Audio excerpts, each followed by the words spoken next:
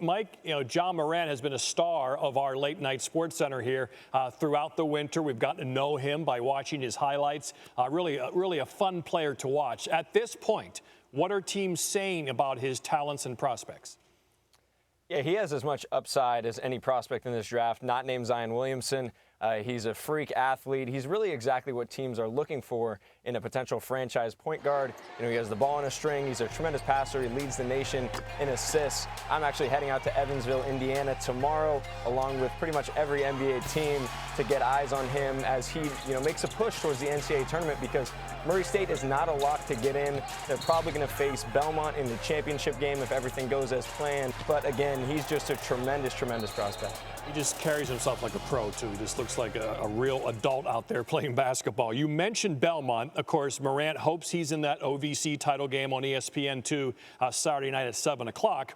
And we hope that his opponent is Belmont's Dylan Windler. What can you tell us about Dylan's game?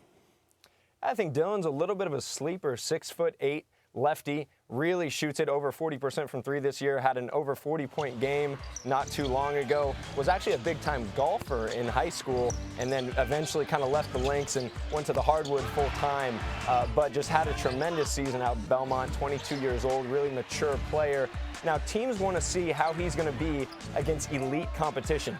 He really struggled against Murray State earlier in the year. He struggled against Purdue. He struggled against UCLA. So, there is a bit of a disparity against how he looks when the pressure's on and against lesser teams. So that's what NBA teams really want to figure out about him. But I do think he has some sleeper potential as an early second-round type of guy.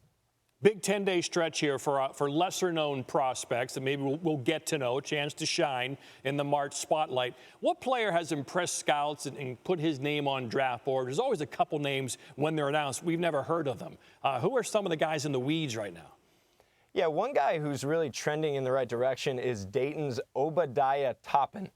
He was a big-time late bloomer. I mean, in high school as a junior, he was 6'2", eventually had to go to a prep school, was an academic redshirt last year, so I hadn't really heard about him until about midway through this season. He's averaging 18 points, 8 rebounds, 3 assists over his last 10 games for Dayton. 6'10", long arms, run and jump athlete, has some skill on the perimeter, nice feel for the game. So in the Atlantic 10 tournament, if he really shows out in New York, I think you're going to continue to see his name popping up and really gaining some buzz amongst NBA scouts. Obadiah, that's fun to say.